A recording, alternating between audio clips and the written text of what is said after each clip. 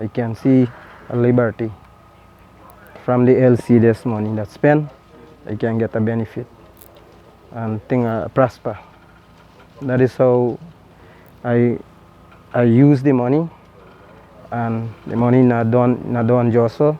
The money still making fine thing, and you make a living.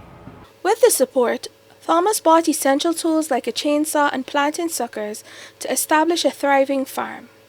Profits from selling his produce allowed him to further expand, opening a small grocery shop.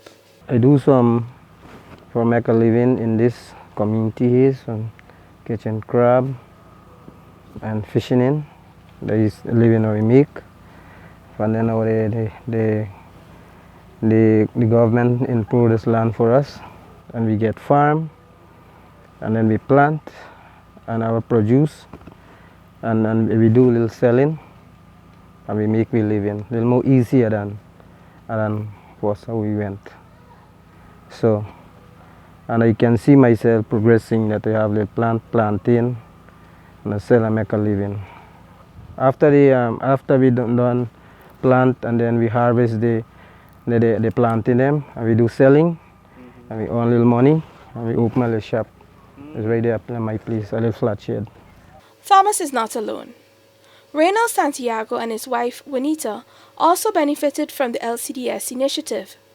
Government empowered land provided a secure foundation for their home and a diversified farm.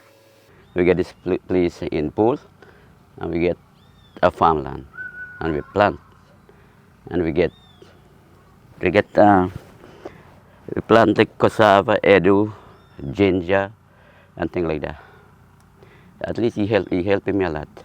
The Santiagos, previously struggling to catch fish and crabs daily, now enjoy food security and greater stability in their living conditions. Before now, we was really struggling to get fish and crab. It's not easy, hard. But this time, somewhat now, at least it eased me up a lot from going catch crab and do little farming. And now we're getting something for it actually every day. I had a old house there. Well, I tell myself, well, this is in my life, this is the last house me make. I mean, again, it was so come. So come the government,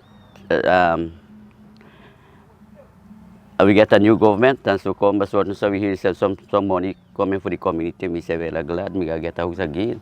Because we never expect me like because the way how we going through, like we not getting the financial side who do a better living. Right now, by my house there, by in the water and all too, the water just coming and going, and just destroy the foundation and everything. But we thank government so much in police and now we're in the dry. Climate change, however, remains a formidable challenge. Rising rivers and intense erosion have forced Smith Creek residents to adapt quickly. Sherman Lewis, CDC chair, highlighted how the village pivoted from initial plans for a large-scale farm due to flooding concerns. First, it was proposed as a farming project, do 100 acres. But when we were ready to do that, the flood came and we couldn't start the work because at that time, this swamp area, at the flood time, no machine couldn't work here.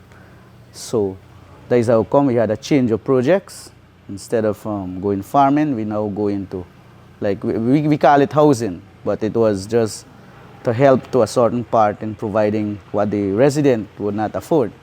So the project go up to 22 person there, and the money was splitted in that manner. So we do that housing, then we do other resident do fishing in, and then farming and transportation.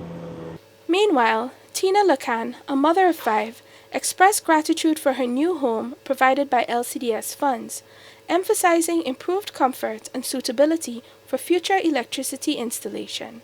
The government so good, and thank God he provided a house for me. We used to live in a chuli house. This sun more better than the chuli house. It's more dry, and then that one where we went inside. We got big space, we move around inside that, and the one where we went inside more small. As Smith Creek continues navigating the harsh realities of climate change, LCDS support is proving vital.